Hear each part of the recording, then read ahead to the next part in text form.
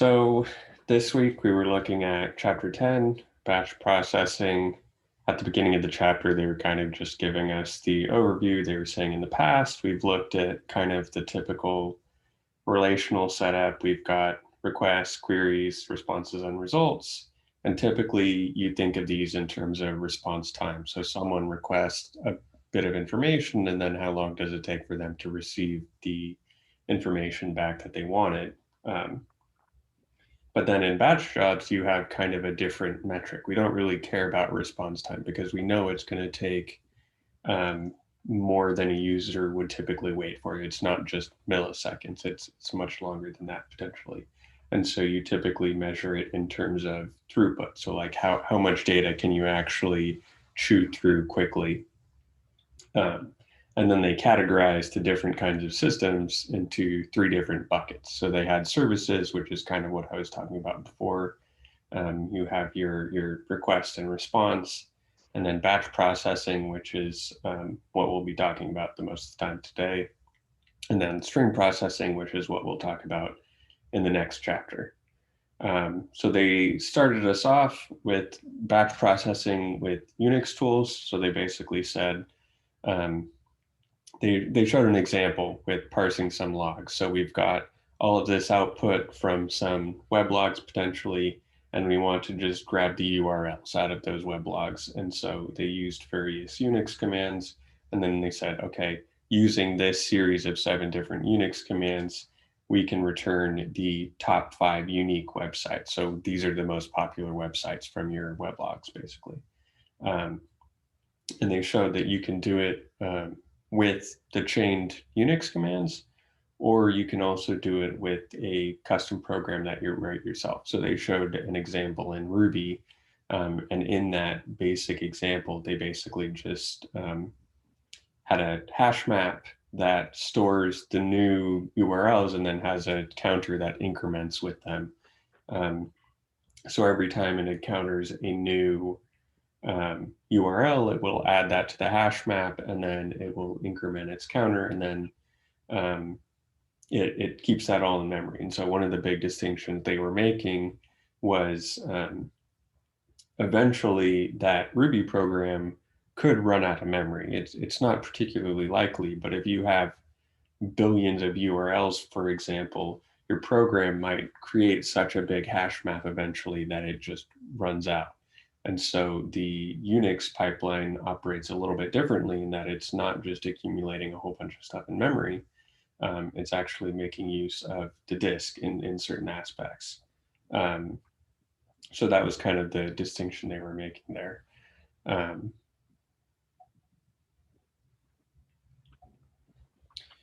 they were talking about the Unix philosophy. And so they were listing kind of 4 core ones, saying make each program do one thing well instead of having it potentially do many different things with lots of different options. You just want it to do its one core thing, and then expect your output to become input. So like in those Unix commands, there's multiple layers to things. So it's going from one command to the next. And so it has to be a consistent format that you can pass along. And then another concept was design and build to be tried early and iterate. So they were saying basically roll things out, prototype, try them out, see what works, and continue to improve over time. And then they said use tools to light a programming task. So there's a big focus on automation there. They were mentioning Unix favors a common interface, so standard in and standard out, always ASCII. So in Ruby and stuff like that, you might have a dictionary or a hash map or various different types, but this is just always raw ASCII characters basically, and you can parse it however you like, but it doesn't really come structured. It's just as it is, which is kind of nice because it's flexible. You always have exactly the same thing, but it's not quite as user-friendly necessarily. You might have to do additional work to get things in the format that you want. Let me make this a little bit bigger. So then they started talking about MapReduce and distributed file systems. And so they were basically likening it to the Unix tools, but with the idea of spreading it across thousands of machines. And then they said it's built on HDFS, Hadoop Distributed File System, and it has that shared nothing principle that we've talked about a few different times in the previous chapters. So it's assumed that across the various different systems, they aren't actually sharing any information. Anything that they're doing is just specific to that one node. And then they mentioned that there's the central name node, and that keeps track of where the file blocks are stored. So you have your data that's split across all of the different systems, and then the central name node says, okay, this one over there has this bit of information, and this one over there has this other bit of information at the file block level, basically. And information is replicated across the different systems. So it's not just a single copy split across many systems. It might be multiple copies. And they mention a few different techniques for doing that. It might not necessarily be exact copies. It might be kind of striped in some way. Then they were talking about the MapReduce job execution. And they're saying it's basically a programming framework that's used to write code to process large data sets in distributed file systems. So you have your HDFS, and then you use MapReduce in order to crunch through that and figure out certain things about your data set, basically. The pieces of it, they kind of laid out 4 different directions. So they said you read a set of input files and you break it into records. So that's kind of that step in that weblog thing, where it's basically you just have a raw string and then you want to actually break it into this section is the URL, for example. And then you call the mapper function and it will pull out the key and value. And then you want to sort those key value pairs by the key. And then it will send the keys to the different to the different systems running the reducer function, and that reducer function will iterate over the key value pairs. And so in theory, what should happen is common keys should all end up on the same system in that regime. And then they went into a little bit more detail about the mapper. So the mapper is called once for every record. It extracts the key and value. For each input, it can generate any number of value keys or key value pairs, even none potentially. So if it doesn't match a certain criteria, it can just basically stop it. And it's only given one record at a time. So it's not possible to do stuff across records. You only have the knowledge of the individual record you're given at any point. And so that's a little bit different than if you're used to having your whole thing in memory and then you're able to do various statistics and stuff on it. You just have to make the atomic unit the row that you have, which in sometimes can be a little bit confusing, and you have to think about things in a slightly different way. Then they talked about the reducer that collects all of the values from the same key and iterates over that collection. And then it can produce output records. And so in this case, it would be like the number of occurrences of the same URL. So in that first example, we have part of the function that would actually count the number of unique URLs. And so this is what the reducer would do. It could basically say, I've got this key. I know that this key occurs 35 times, and then it would just return 35 for that specific key. It's typically written in conventional programming language. So they were mentioning a few different ones. They said that the code for the mapper and reducer needs to be sent to all of the different systems. So you have 10,000 different systems, you write some code, and then your code gets sent to all of the different systems with the mapper and the reducer, and then they're able to run it on the data that they have available to them, their certain file block. Then they mentioned the shuffle procedure. I'm not sure I totally understand that bit. I don't know if anyone's able to fill in that blank potentially.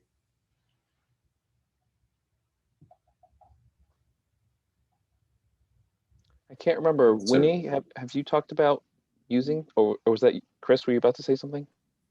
yeah, I was going to say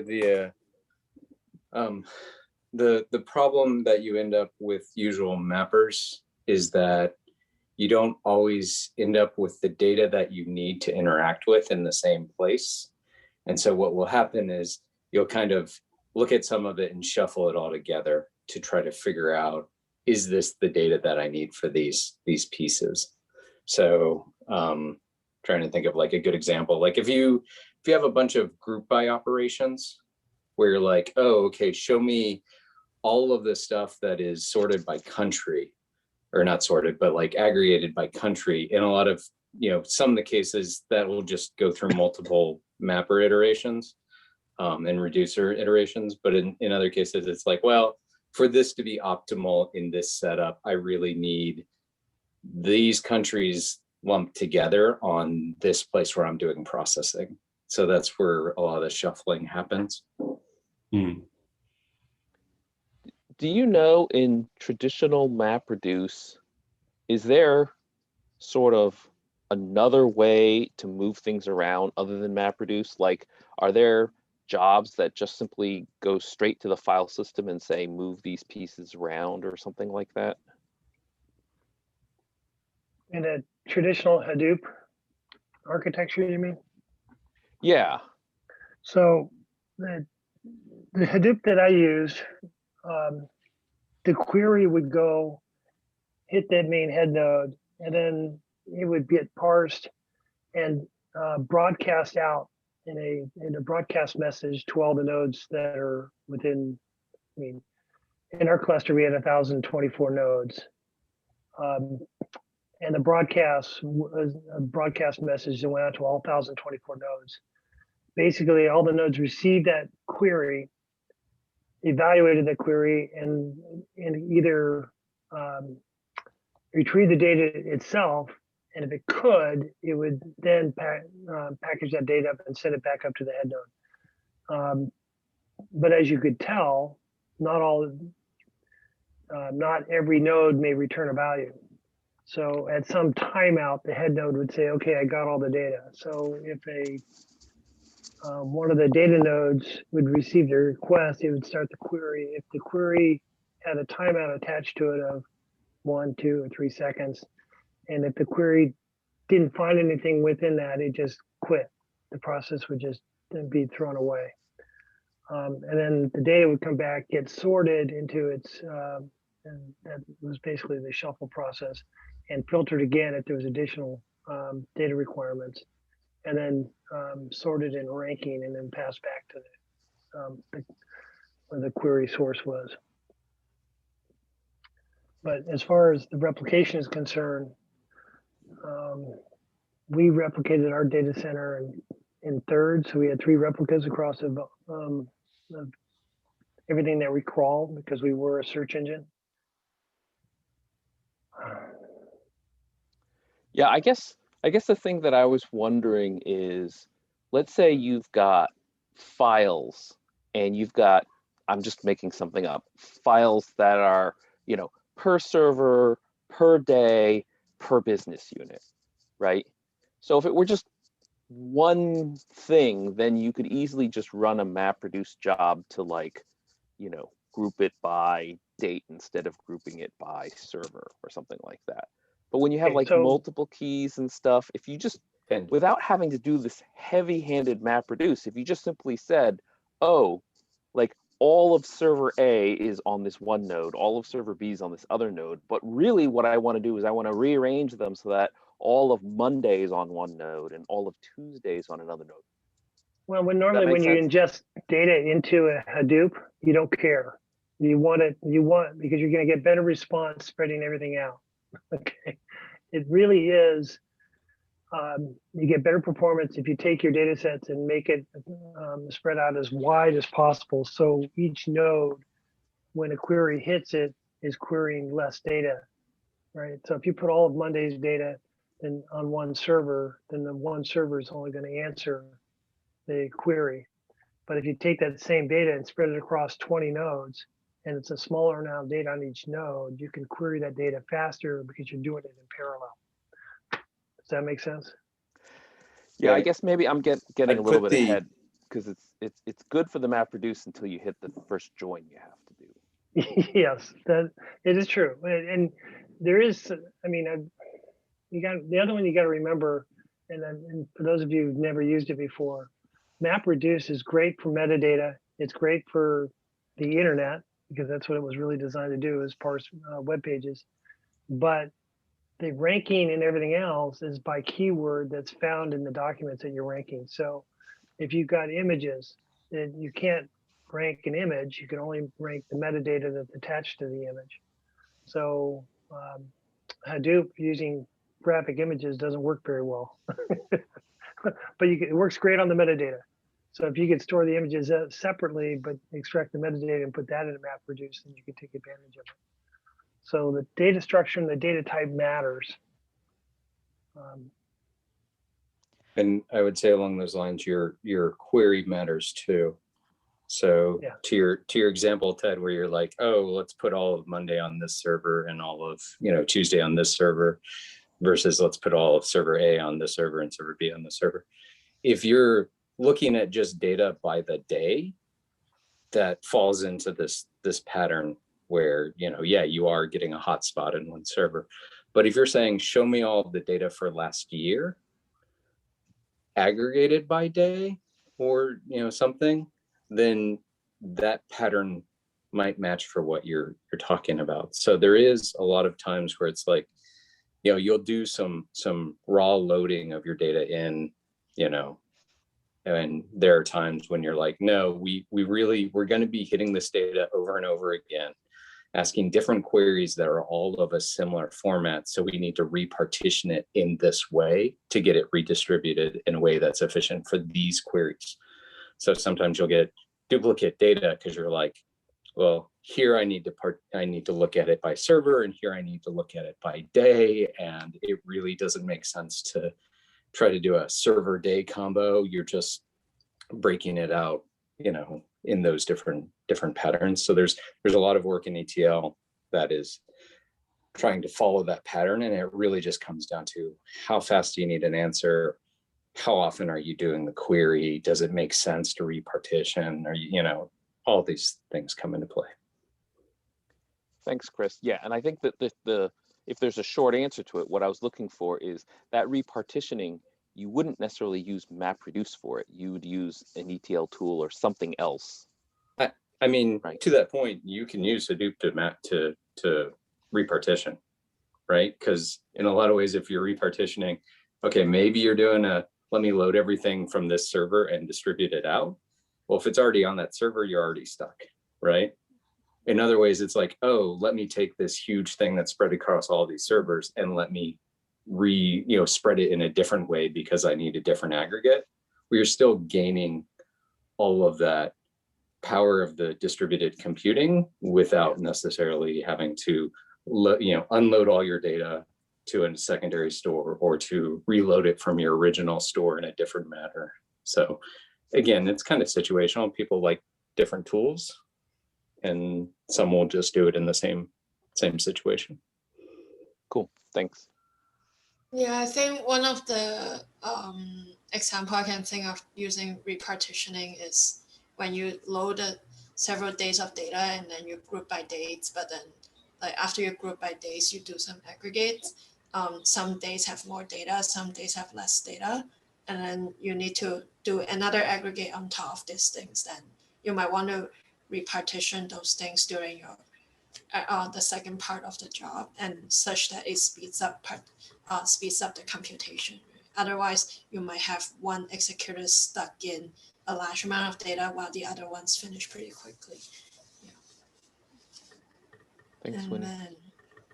And then I just have one side comment from my recent work stuff. My teammate on my group is trying to run a PySpark job, And then in the notes earlier, it mentions that like the MapReduce system will copy the code over to each of the node to run the job, right? But then but this particular PySpark job, we need certain packages to run the code.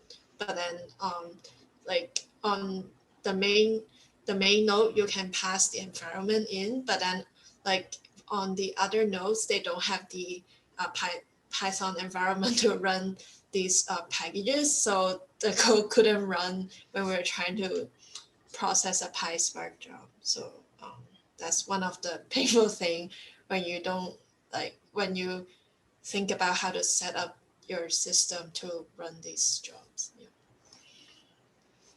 Thank you. You answered my question. Oh, what was your question? And technically, how it speeds up aggregation, Okay. the shuffling, how it is helpful, the shuffling and repartition. So have you heard of a technology called SPAC? Winnie? Stack? S-T-A-C-K? SPAC, S-P-A-C-K. Oh no, what is that? Oh, so in the type, it came out of Stanford Linear Labs, and it's been gaining popular use over the last 10 years. It allows you to quickly load up a specific environment. Not unlike Python has its own environments, but this is, so you can go into your job stream for either a Torque job or PBS Pro or Slurm job or one of the other schedulers out there. But what you do is you load up SPAC, and in SPAC you could say, I need OpenMPI, this version 3.14. I need a certain math kernel library, or I need certain Python libraries. You can call out the specifications, and the SPAC, basically the SPAC maintains a collection library that's available for the cluster. And then when the job runs, it loads up those elements that you need before the job starts. So it basically sets up an environment. That way you don't, in HPC 20 years ago, you basically would configure specific nodes to work a certain job type or job stream. And so you'd have fat nodes, thin nodes, you'd have large memory nodes, you'd have nodes that have spare disks and stuff like that. And then, but all the libraries installed would be installed for that image for that job, and it could only run jobs on it. SPAC removes that dependency, so you could basically build your environment as you go, as the job executes, and then unload it when the job finishes. But again, it's very powerful. We use it on our clusters, and it comes in handy, and it'll help you with that, where you submit a job and you got nodes that are in the environment that don't have what you need. If you have access to a common SPAC library, they can load that stuff dynamically and then unload it when it's done.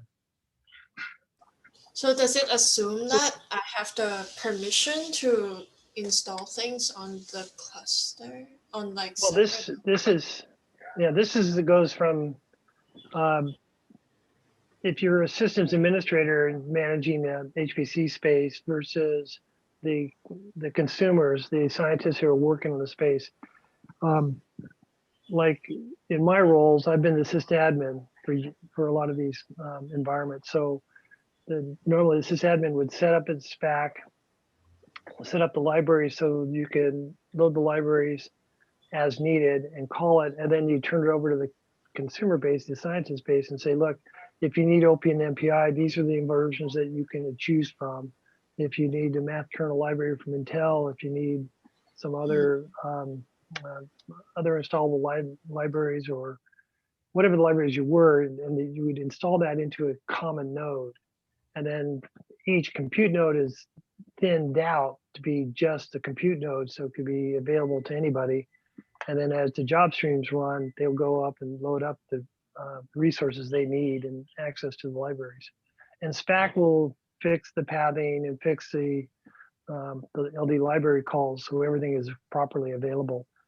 Some codes may require Python 3.1 or 2.7 or 3.6, and that helps with that environment too, because you can load up the environments that you were specifically looking for.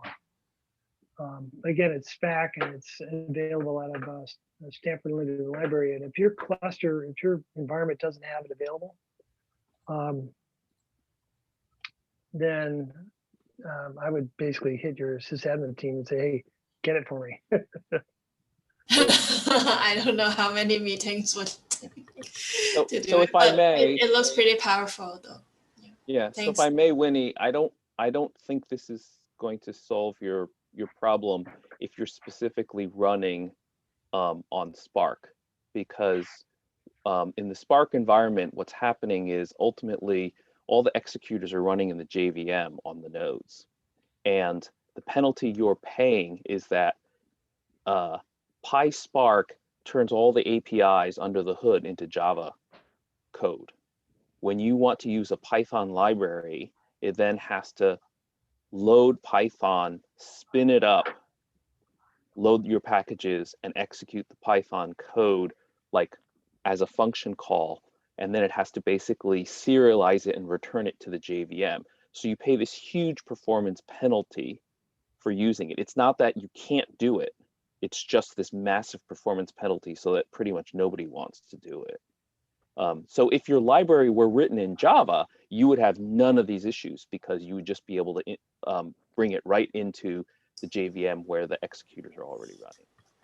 Yeah, I think the lesson learned was just write everything in Scala, compile it, and get it to go. Yes, Yeah. but if you want to use that's the quick solution, but if you want to use somebody's Python library, it just takes extra pains. Yeah. Right. If you just like a particular library that somebody already wrote and it's in Python, then unfortunately for Spark you have that barrier. Thanks, I think the discussion is really helpful for me to tackle. Yeah, I mean, I would still have a conversation with your sysadmins and find out what they're doing for you, because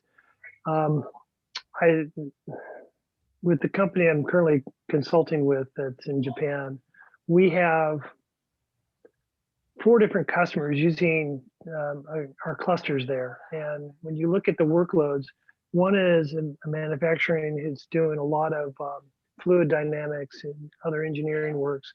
I've got another group that's doing genomics research, and those configurations are totally different. But at the end of the day, they're still using an Intel cluster. One of the other customers is doing it's high resolution microscopy images, and all their code is Java based, and that environment is horribly complex, right? And we built for them a Jupyter environment that is pre-configured. So when they log in, their environments get initiated, and all their libraries, all the Java tools they need are available to them, and they can just do their work. And they have PySpark there too. But again, it's that when they log in, their environment is created for them to do their work. It's basically pre-configured. And it took us, a couple of weeks to get those environments correct for them to make sure they're doing what we have everything they needed to gain access to the cluster and the data sets they need. But once it's done, they're clear to do all the work they want to do. So. Cool. I will try contacting the system administrator to see what happens.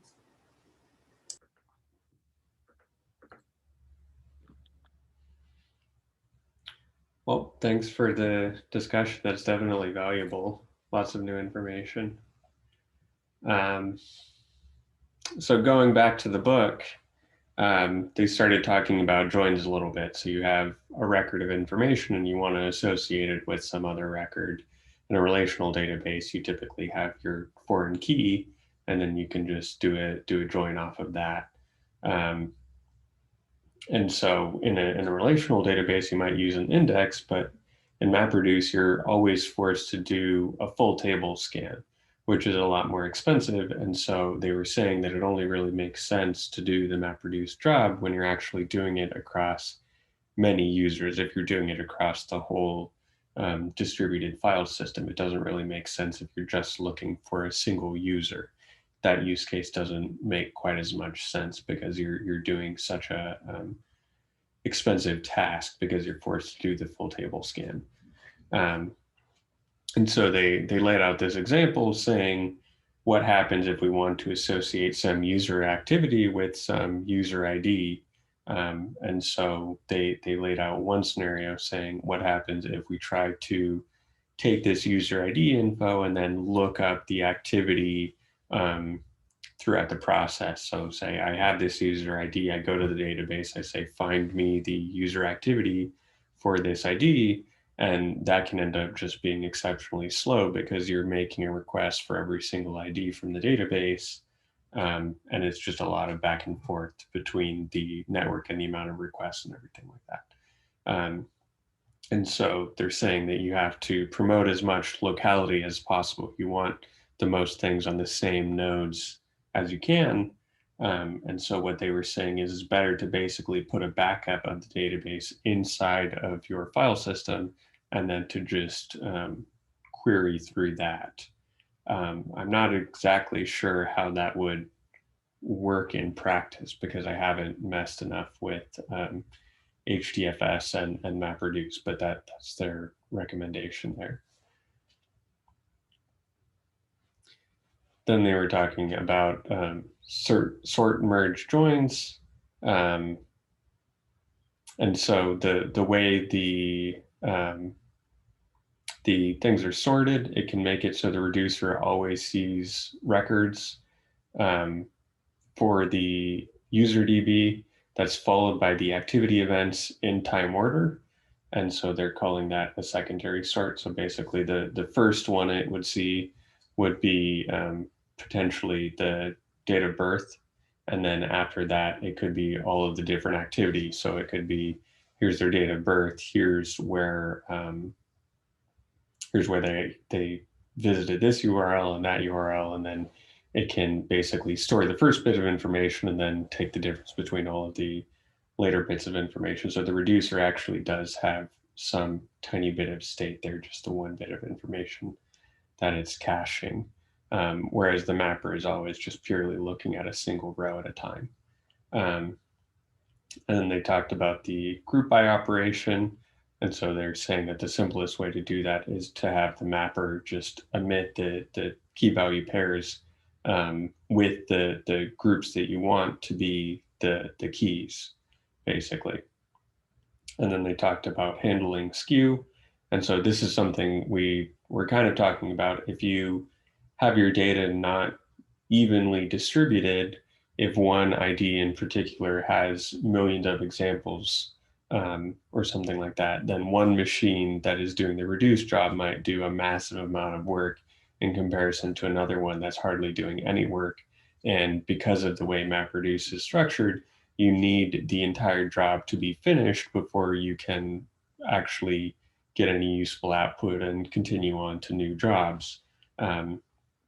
And so they talked about there's various different tools in order to fight that, because you don't want your entire system to be bottlenecked because you have one ID that has millions of records, and then you end up just waiting on that one node constantly because it's the only one that can handle that specific thing.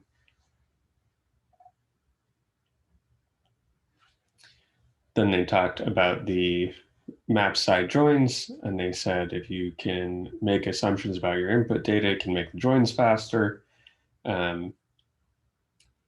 And so they're saying your mapper takes one input file and creates one output file. And they mentioned broadcast hash joins. And so they're saying that this works when you have one large data set that you're merging with one small data set. And so it might be possible for you to just fit the entire small data set in memory and then just be doing that merge on the fly when you're doing your map and reduce. You just have it in memory, and then you can basically pair the two together as you're going through the whole file system. they're mentioning that it's also possible to put it on disk potentially. So if you have something that's too big to fit in memory, you can put it in disk. Like most of the other things, I don't have enough hands-on experience to say exactly how that would work out, but it is something that they mention is possible. And then they mentioned the partition hash joins, which is kind of what I think, Ted, you were talking about before. If you organize things by day or something like that, then you're kind of skipping the first MapReduce step by just having it already exist on the specific systems. And so it might be a way of kind of shortcutting that by just automatically having it organized in such a way. But I think that in theory, you could just have an additional MapReduce job that comes before the other one, and that would be kind of equivalent as actually partitioning it that way in the beginning. Equivalent semantically, but to the point, it depends on what you're trying to optimize for. Mm-hmm. Yeah. Right. It's a shortcut, but it happens a lot in my experience, where people pre-optimize. Yeah, I mean, my main question is just if you were somebody doing MapReduce, would you spend all your day writing MapReduce jobs, or would you sometimes drop into some other tool, some other language, and move around data using something else? Or would you just basically live in your MapReduce world as the exclusive way that you move things around? Because you clearly can. I just didn't know if performance-wise it was faster to use other tools sometimes. So you raise an interesting question, Ted. I had a couple of customers a little over 10 years ago. They were ingesting Medicare data, and this was all anonymous Medicare data. And they took all the comment fields, all the doctor's notes from the medical records, and MapReduced all of that into a Hadoop farm. Took all the other, because you think about a medical record, right? In the medical record, you got a whole lot of fixed fields that had to do with dates and times and drugs and everything, and policies or procedures that were performed, everything else. Then they had all the comment stuff, right? So this customer, they ingested everything, parsed it out. So all the data fields that would typically be found that are fixed and locked, they all went into, basically fed into a Oracle database, but all the descriptions, all the comments and everything else, all the doctor's notes, and the, as well as the gotta think about the right term in the medical term, the codes for the procedure codes, and those descriptions went into Hadoop. So, and the Hadoop had links back to where the data records were in the Oracle database. So you could literally walk into an environment and query. You had access to the Oracle, so you could query the Oracle. But if you wanted to query on a keyword, you would go off to the Hadoop and come back and return you a large collection of medical record numbers that they can go evaluate and look into detail to get the rest of the data.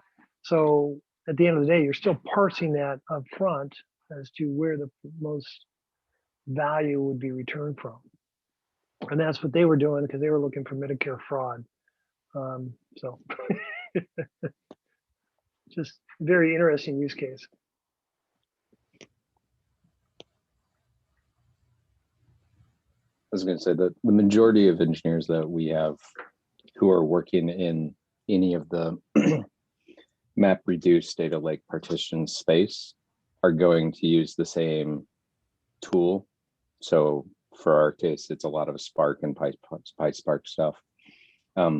When they're moving data around within that space, right? Before it gets there, that's where I see a lot more tools that interact with it in a different way. So we have some data reading from, say Kafka and being loaded into our data lakes. This can be done in Spark. But just given the way it's coming in, how Spark is doing the partitioning, how Kafka's doing its partitioning, and like what we need to land where, and what, like there's some windowing on duplicate checks and a lot of stuff like that. That actually is a custom app that just writes stuff in. So different phase there. We got some other stuff that's using like Ab Initio, and it's like looking at a different, it's reading, again, data coming in and moving it into what their data storage is, because there are other data storage formats. Snowflake is kind of a popular SaaS one at this point, stuff like that. So I think it really depends on where your comfort zone is, and people are just going to largely stick with their comfort zones. Thanks, Chris.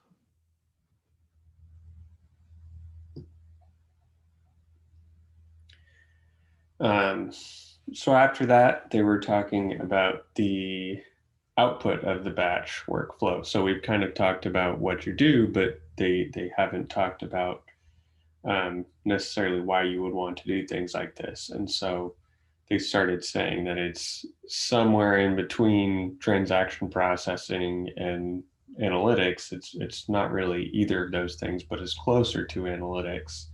And so they were kind of pointing to the use case of building search indexes at Google. So they're crunching through a whole bunch of web pages, and they're trying to map to them basically, and they have this massive pool of data, and so they want to update their indexes periodically. So someone types in a search, and then it has to match to the set of documents that are related to it, and they need to update that periodically, and that would be a MapReduce job. One of the things they were mentioning is if you want to output this, one of the things they were kind of warning against is it might be you might fall into the trap of you're running your MapReduce job and you want to just update a database, so you just have it so that on the reduce end, every time it finishes something, it just outputs a write to a database, and they recommend against this because it's going to be just throwing so many writes into your database is probably going to bog things down. But then there's also problems with if your job fails mid-run, then all of a sudden the database that you were throwing all of the writes into has a bunch of data, but you don't necessarily know exactly which has been written, which hasn't been written, and what stage it exactly failed in. So they recommend against that, and they basically say just write a new database inside of your HDFS, and then once the entire job is done, then just kind of export that database for it to be queried externally. So just don't directly write into an existing database. They mention similar principles to Unix. You want to treat your inputs as immutable. They're always going to be the same. And then you want your outputs to be expected to become an input at some point. So you run one job and it has to be in a format that's useful for a next job potentially. And they also mentioned one of the benefits is that it's easy to roll back mistakes. So if you run a job and you realize that you did something wrong or it fails or for whatever reason, you can pretty easily just say, oh, I have this old version. I'm just going to run the old code on the data, and then it should work fine. And you can just overwrite or write a new file or do whatever you want there. And it shouldn't be hard to do. And that's much harder if you're doing it on a relational database, because you've now written new data to the thing, and it's much harder to do a rollback probably.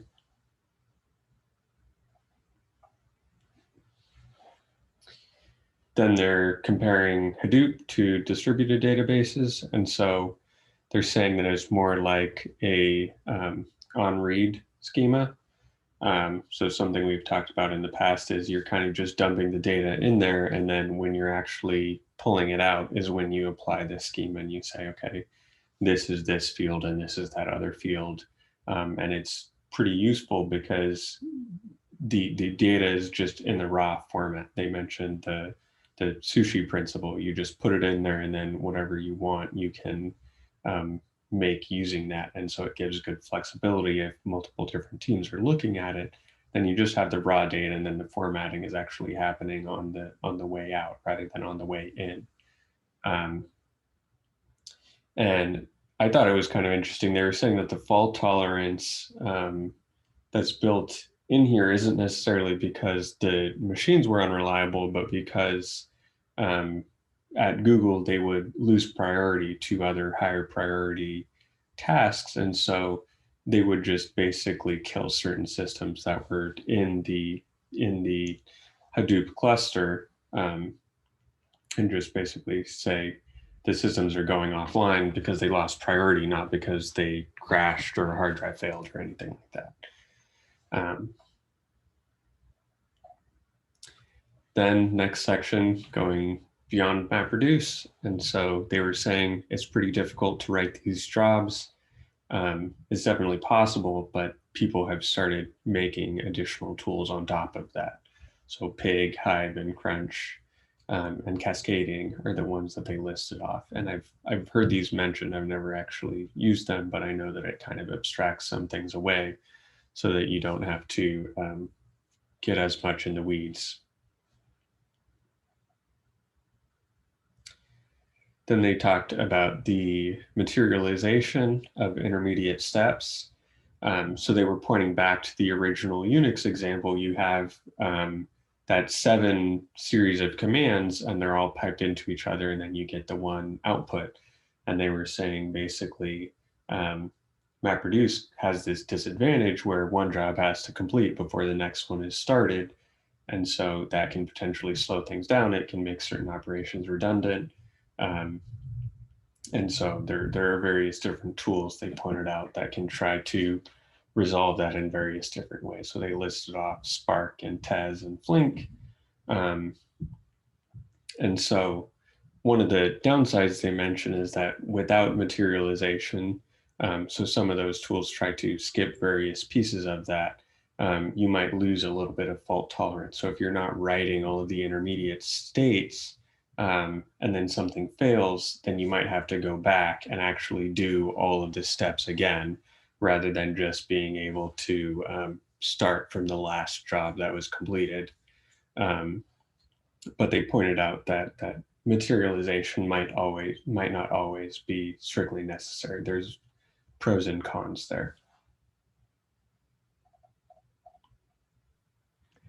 So by the way, Ryan, I also thought that comment about, getting preempted for higher priority interactive jobs or whatever was revealing. I mean, I didn't really realize that. If you think about it now, I mean, people only run on dedicated clusters, and Spark, not only is it not sharing with other whatever interactive processing, but it won't even share nodes across Spark jobs. When you allocate a node to part of your Spark cluster, you get it 100%. You don't even share it with other Spark jobs. So if you have a node that doesn't need a lot of memory, it doesn't matter. It's just wasting it. It's completely dedicated. Yeah. I thought that was interesting because when I had originally learned about MapReduce, I was told that was the reason that it was even created, was because of the fault tolerance across many systems being eventually to the point that you just know that there's going to be a failure. But it sounds like that wasn't necessarily the motivation. It was just because of Google's architecture and the way they prioritize things.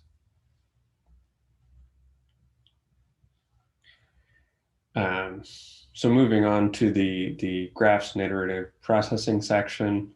So they're pointing out you can store graphs inside of a distributed file system, but it makes certain jobs kind of awkward. And so they were pointing out that a lot of different graph algorithms might require repeated reads and operations in order to reach convergence.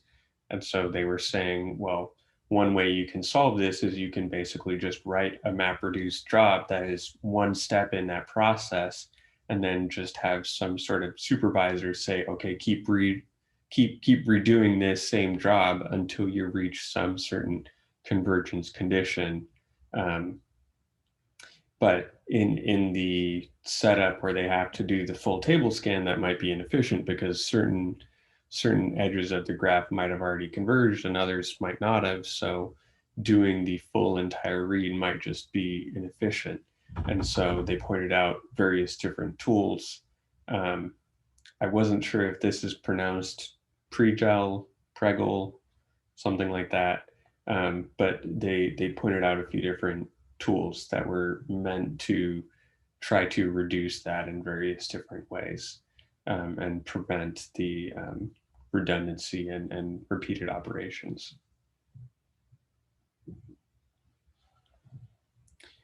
Then in the last section, they were talking about the high-level APIs and languages, and they're saying that things are sort of moving in the direction of more declarative query languages. So right now you have to write your own map and you have to write your own reduce, and it's in whatever programming language, but it would be nice if eventually they could get to a fairly general, flexible setup where you just start doing a sort of SQL type thing where you say, here's my query and just do the thing. But the problem with that is right now, the MapReduce jobs have a whole ton of flexibility because it's just whatever program you write. It can do all sorts of custom things. And so declarative query languages might be nice in terms of the ease of use because you just say run this operation or do this other thing, but then you can't do the more custom stuff. So they're operating somewhere on that continuum, basically. And on top of that, people have been creating various different libraries that are helpful for that kind of stuff. So people have written stuff for k-nearest neighbors and various text operations and stuff like that. So you could just pull from these libraries and then plug it into your MapReduce job, and you don't have to write the whole thing yourself, potentially. So that's it for chapter 10. I don't know if anyone has any pending questions, comments. I have a general question for you guys. Like, I know, I understand, like in your day-to-day job, you probably don't deal with this, or do you? Do you guys deal with this to the large extent? Like when you do data science work? I don't. I think that this would fall a lot more on the data engineer side of things. Mm-hmm. A lot of this stuff is fairly, some of it is completely new to me. Some of it I've had minimal exposure to just because I've taken random classes, but I would say that I don't do any of this on my day-to-day, but it just depends on exactly what your job title is. Mm-hmm. So from go ahead. So I was just going to say, some of this is also abstracted. So we talk about the high level language, high level APIs and language. I feel like this part of the book is a little outdated, but by a little outdated, we're talking like maybe 3 or 4 years. So time flies, right? Because there are a lot of things, there is the Spark SQL interface among others where there is like a declarative way, and it builds a computation graph and so it very much is a declarative model for that I think is in heavy use. And then a lot of libraries are built on top of that. Like there's MLeap, I can't remember, which is basically a Spark. It has hooks into the Spark library where you can do distributed machine learning training algorithms and whatnot. So I haven't seen it a whole lot, but I mean, it is to the point where like there's stuff that's happening where there's a bunch of stuff being translated to one layer, being translated to another, eventually being translated to a MapReduce job or set of jobs. You just never see it directly. So Chris, in general, how do you keep up with all these new tools and what each one is doing and how the transitions are happening in the industry? I'm just very curious. I don't have a great answer. I just try to keep an ear to the ground on what's going on. You know, seeing there's going, like, a lot of conferences have moved online, so I watch conference videos. There's the meetup stuff like this that happens. Like, I don't have an answer. I don't feel like I keep up, but yeah. So Becky, I would say that if you're not, planning to be a data engineer, you don't need to know that much detail about these things, right? So you probably could just read Gartner reports and see which companies are the new rising stars. And so there's maybe on any given year, 3 companies that you're like, maybe I want to know if there's a reason why these companies are becoming really popular. Right. So like at one point, Spark started to basically like eat MapReduce, and it became the dominant thing, right? Right, but then that's probably a question that you can help me with.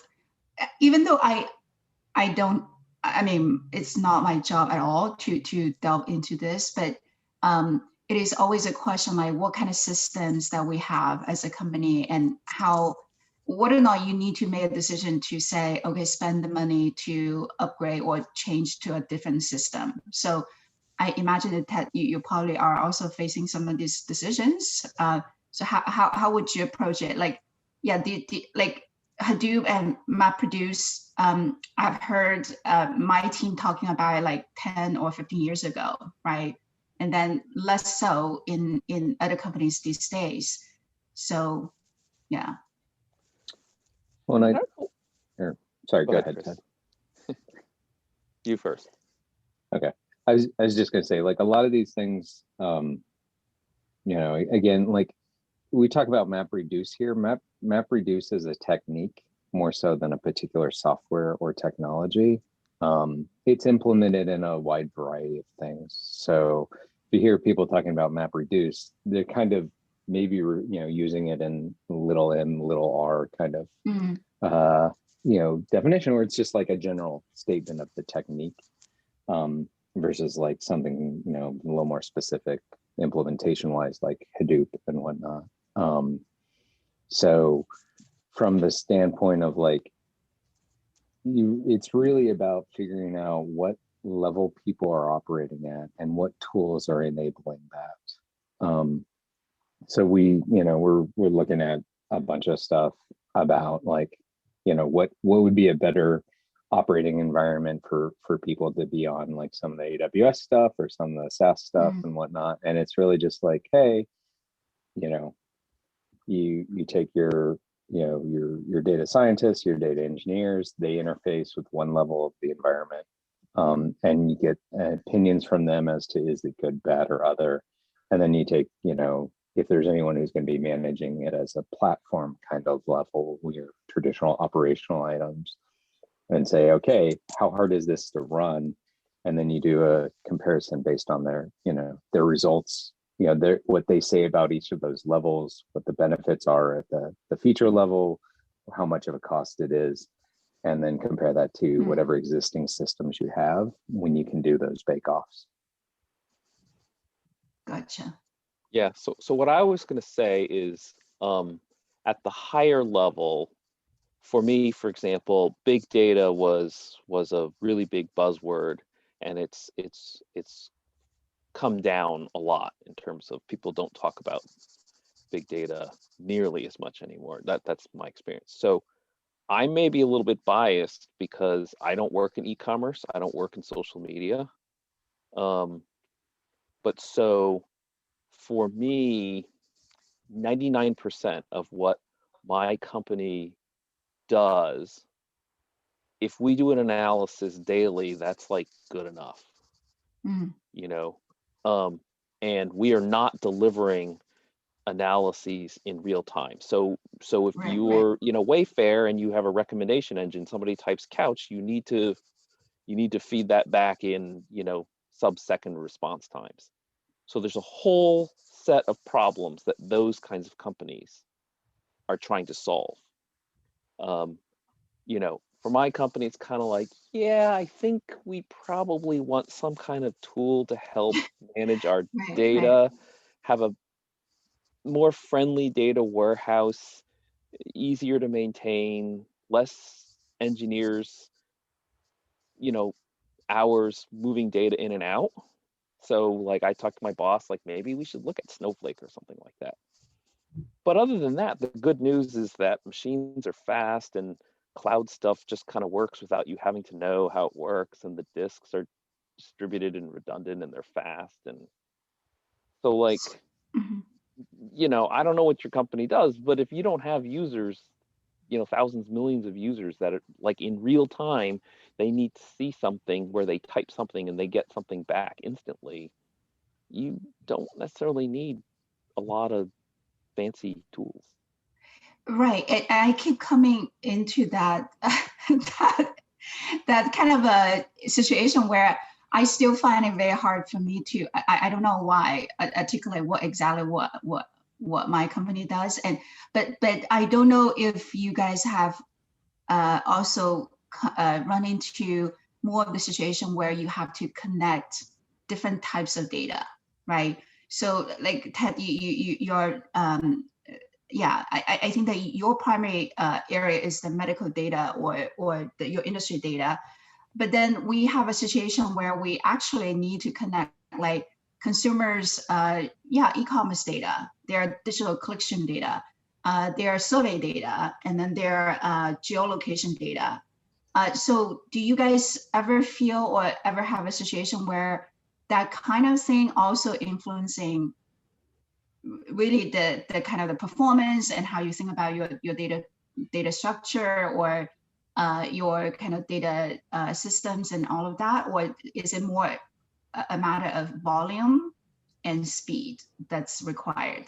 But I'm finding that like trying to match or trying to join all these different sources of data is in itself is causing like that kind of performance issues.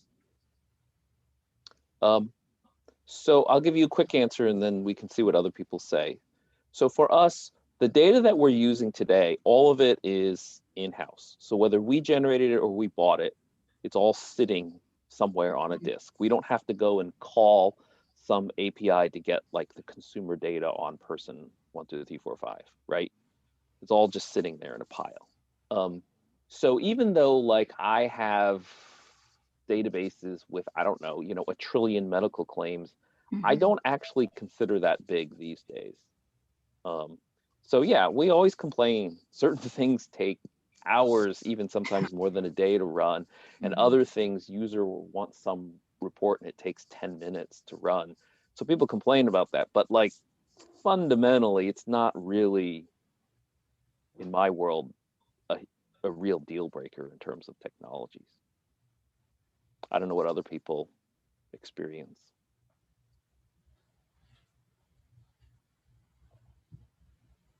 So we have a combination of stuff. We do have data we need to merge from different places. But we usually, and I guess kind of taking a step back, there's 2 parts. There's what we have online and what we're serving to people. And then there's what our user, and then there's the ones that do the big number crunching.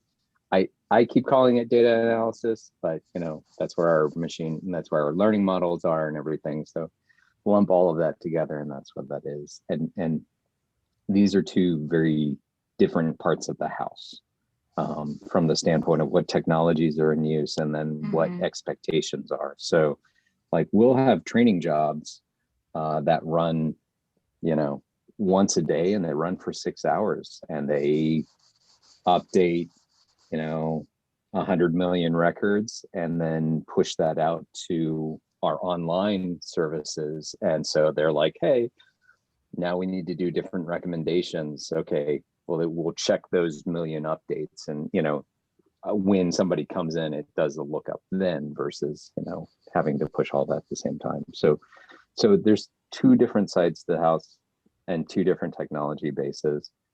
And then as for getting data merged in from other places, what we do is we have effectively a fairly common format internally as for where the data is stored and what format it's stored in. Mhm. And then we get some, like partners or gives us feeds of stuff. We have jobs that receive those feeds, process them, and put them into our data store in the format that we're looking for. So a lot of it, even within the realm of the data analysis, big data stuff, is about doing some pre-computations, and it'll be once a day this feed comes in, or maybe we get some streaming feeds. We do get a lot of telemetry data in as well, but those come in through the streaming pipeline and then get appended to our standard lake format. So Chris, would you be okay to share what's your system on the merging side and ingesting side versus the other side of the house for data training and modeling? I mean, the majority of stuff is operating, like our stuff that's operating on our data lakes, either going into it or coming out of it, is something that's Spark based for the most part. Gotcha. As I said, like we have some stuff depending on the case, like Kafka feeds into it where there's some variances, but for the most part, stuff at this point is all Spark or some interface to Spark. Gotcha. So Very Becky, helpful. Thank you, I guys. hear that you're merging different types of data, I mean, that instantly brings, the concept of a data lake to mind. And so at a previous company, we would get, again, it's in the medical field, like TED, but we would get information from, like, for example, immunization registries. And it was in a very different format from, let's say, medical visits, which was in a CSV format, which was in a different format to immunizations, for example, which was in an HL7 format, et cetera, et cetera. And effectively what we ended up doing without acknowledging it was piecemeal, because this was a startup, we built our own data lake effectively, right? Where we were just throwing all this stuff in, and then, there was some sort of a mapping exercise done. And here's another, I'll come back to this in a second. There's a consideration here. And then to Chris's point, on the back end, we were then transforming that into a MongoDB, and that's where we were actually doing the analytics. The analytics we were doing on MongoDB, and that was a whole other piece of software that, again, was in-house written in C++ and optimized to be really quickly. Now, we only needed to do this on a nightly basis. That was enough. We didn't need to do it like effectively real time. But we did need to recalculate everything on a nightly basis, for the reason being, because this was in the medical field, every day you're 1 day older, right? So yesterday you were 49, today you're 50, right? And then different rules apply to you, different stuff kicks in.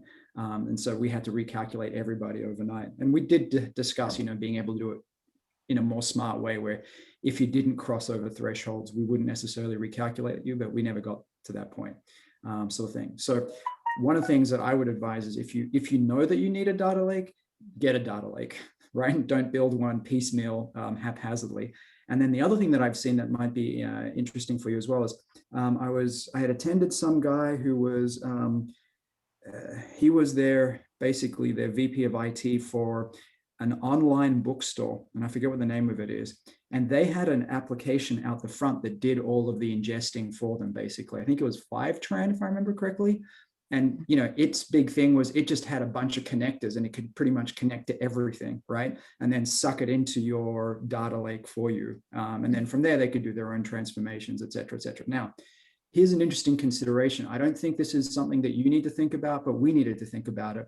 And that is, we actually needed to save effectively if you want to say the raw data, or at least some sort of representation of the raw data, because as I said, we would do these mappings, right? And these kind of like you're doing, these enrichments where we would combine information. Right. But if we screwed that up, we needed to be able to go back. Exactly. Right? And then rerun it again. And then sort of say, oh, we screwed that up. Let's tweak the formula. Let's tweak the mapping, because the mappings weren't always just this field becomes that field. It was this field plus some sort of manipulation becomes that field. And if we didn't do the manipulation correctly, you may need to go back. And our requirement was we needed to potentially go back up to 2 years, right? Gotcha. To be able to do this, right? Because we were doing government reporting, HEDIS reporting, and potentially I needed to go back and restate the previous year's reporting if we found a problem, sort of thing. And so that's another consideration, is what's that intermediate format that you can keep around for 2 years that allows you to do those recalculations should you need to. Right, but very helpful, Stephen. And actually, I would say that, yes, a lot of our needs actually sound very similar to at least what you just described. And we do want to keep, and we are keeping a copy of the raw data untransformed. And then later on, you need that middle layer.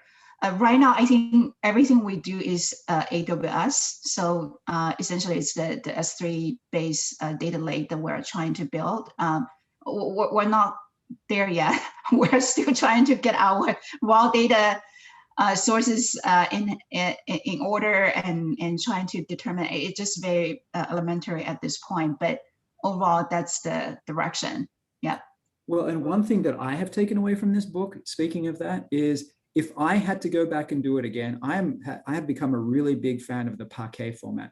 If for no other reason than it embeds the schema in it. And over the next 2 years, as my customer changes the schema that they're feeding me, right, that's embedded in there. And if I then need to go back 2 years, right, I can reread that with less hassle than if I just have a CSV file from 2 years ago that I'm going to have to go and look at manually to see, can my reader still read it? Can I still process it, et cetera, et cetera. So there you go. I mean, that's one thing I would do differently based on the learning from this book. Well, it has also the storage performance is much better than the CSV. Sure, because it's it's column oriented, Yeah, and it's denser. But so Becky, you know, I've heard between me, other people, we've commented, there's two sides to it, right? One is ingesting all this stuff. And so you can use some standard tools, data lake stuff, whatever. And then I thought I heard you talk about sort of combining information from different sources. And there's no magic bullet there, but what I will say is that combining different sources, so basically joins, that is the slowest part of any system. It doesn't matter in this chapter, you know, when they explained MapReduce, they spent some time talking about the different ways you could do joins. On Spark, joins is the slowest thing that you can do. And in a relational database, SQL Server, joins is what makes your query slow. So it is a fundamental problem that, you know, hopefully you have a decent programmer or engineer somewhere, you know, if you have two really large ones and you have to join them, that somebody's kind of thinking about this. Have you guys come across any good solutions? Or is it just a matter of writing the code and the data engineering side? Well, there's a trade-off you can do, which is denormalization, right? Yeah, that's what I was going to say, but that's exactly our struggle. Like, either that I have heard recommendation of trying to be selective, but still try to make your table or make maybe a big view or some sort. So those are pretty much the primary options on the table. Nothing. I mean, I'm gonna sound, I feel like a broken record, but I don't know if it's this context or other contexts. A lot of it really depends on exactly what queries you need to do and what workloads you have. If you're doing a job and you only need to do it once to generate a report, or you only need to generate it once a month, then your data sizes, like your job finishes in 6 hours, that's totally fine for you. Then you don't necessarily have to spend a lot of time, you know, optimizing and engineering it. But when that changes, you need to be able to adapt it. So part of it is being able to develop a methodology of saying, okay, here's my data sources. Here is what questions I have. Here's what access pattern those questions kind of boiled down to with regards to what is coming from my data sources. And here is some either empirical or, you know, back of the napkin or, you know, estimated values for, will this job run fast enough for me to work with? That's really the thing that kind of comes into play. And, you know, everything depends on the size of the data you're using and whatnot. But like, I don't know, you know, that's I think what the technical side, you know, that's that's its job, like to try to figure out, is this going to work, or how do we make it so this does work? So that's really what you're trying to get people to work towards. Yeah, I would echo that what Chris said. So it's how you're using it, how often you're hitting this stuff, how big it is, and how rapidly it changes. Right? So if you have, let's say you had consumer data on the entire country, so it's like 300 million records, and you only get it refreshed once a quarter. Well, like, okay, yeah, you could definitely run some sort of job, denormalize, match stuff, write it out. And even if it takes a week to run that job, you only need to run it once a quarter, you're done, right? Whereas if you were getting that change daily and you need users to be able to click, click, click, hit that stuff, and they want, response time in a second or so, now you've got like a completely different problem. So gotcha. And I agree that that's part of what we need to figure out. I think our situation is we don't need, we don't require any real-time kind of reporting right now. And the changes to the data technically are not that frequent, like monthly, let's just say that. No, I used to say weekly to monthly. But I think where our bottleneck is, like we need to run multiple of these kind of join queries very often, like to because we have we can have very high volume different projects, right? You have, let's say 10 projects being needing to be done in 2 days, and both, all of the 10 projects require analytics that are coming from multiple gigantic tables. Like for example, an example can be we're trying to combine people's clickstream data. Like, okay, what kind of essentially their overall internet behaviors, like do they how often they shop, how often they watch entertainment, how often they go to travel content site, and their survey data, which also can be like multiple waves of survey data, so to speak. So we have a situation where you have 10 projects going on that 10 analysts are working on, or multiple analysts are working on, and all doing the same similar kind of join queries. And I think that's where we kind of really break down. Okay. Yeah, I've seen on my sorry that I cut in. Yeah, like there's at Visa we have like a consulting like data science consulting department, where it's like your case where different analysts have different projects and analyze for different companies, their transaction, consumers' behaviors. And what the solution for that team was that there is like a data science features warehouse where the data platform team would pre-process all different possible combinations for these intermediary features. For example, for what stores, how far is it, like maybe like 5 kilometers surrounding the store, how many consumers were, what kind of consumers were buying certain things, or what is the amount of spending in like near like 5 kilometers near where the store is located. So like they mapped out different kinds of intermediary features that are commonly reduced by different analysts, and then just store it there so people can retrieve those intermediary features for their own analysis. So they don't have to every single time go back to the original data, do all these complication joins, and like everyone, it doesn't have a standardized format. But I think it only makes sense if you do see this kind of mix and match happens a lot repeatedly in the foreseeable future. Right? If it is just one-time thing and the tables keep changing, then maybe it's not worth it. But then what happens was that for this particular team is that they always join on like the transaction table against other tables, then there's only that fixed kind of mix and matches that can happen. Great to know. Yeah. What I was going to say is that if your sources are fairly infrequently refreshed, weekly, monthly, then it sounds to me like, just at a very high level, from a cost effectiveness perspective, you can probably have certain kind of pre-computing that runs overnight. And that's going to be cheaper than buying some fancy new tool that does, you know, ELT and serves stuff up and blah, blah, blah, blah, blah, you know. Gotcha. You know, Very helpful. if you said you have stuff that just changes every day, then that makes it a lot harder to do the pre-processing. It might be doable nightly. And if you have stuff that changes every hour, then you really need a tool, you know. But if it's monthly, just whether you call it denormalizing or just prepping or putting it into, like when he's saying a special feature store, whatever, but you can do a lot of pre-processing to lay it out, to index it, you know, to really just make it much readier, faster for use.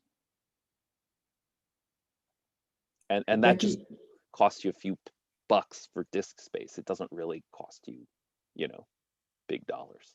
Hey, Becky, I have a question, and this is completely unrelated to what we're talking about right now, but you know how there's the new California privacy laws coming in? Yeah. If a consumer approaches you and says, I want you to purge all data related to me, is that even something you could possibly do? Actually, I would like to ask the group these kind of questions. Like in my previous company, like the current company I'm with, right? We actually don't have any, I shouldn't say we don't have any direct consumer data, but at least we're not like a panel company. What I mean by that is that we don't directly kind of host and store a large group of people, like millions of people's data directly. In my previous company, like where I was for like close to 20 years, and I mean, for the GDPR and CCPA compliance, we do have to kind of get to a place where we show, yes, if someone requests that, we show the process of, okay, where we purge your raw data. The only the more difficult thing is the project level data, right? Like, because like you have hundreds and thousands of projects, how are you going to make sure this respondent IDs data is being used in some other projects? And then that's the difficult part. We can only say that, you know, I mean, to our clients, there's a year or 6 months kind of a storage time. If you guys no longer use it, we're going to just clean it. But I don't think there's and we have been looking for, like, is there a more global way to clean it out? The short answer is no. I agree. I mean, my previous companies, we've never come up with a good solution to this. Right. So Stephen, thankfully, I don't deal with that now, but my last company, about a third of the contracts had written in retention policies where they wanted us to guarantee a certain amount of time, if they were no longer a customer, whatever, that this data would be destroyed. And then about a third of the contracts had data retention where they required that we maintain the data a minimum of a certain amount of time. Yeah. And then a third of them were silent. It's like, this is crazy. They're half in conflict, right? Say that we have to keep it at least this long. The other half of the customers are saying you can keep it at most this long. What?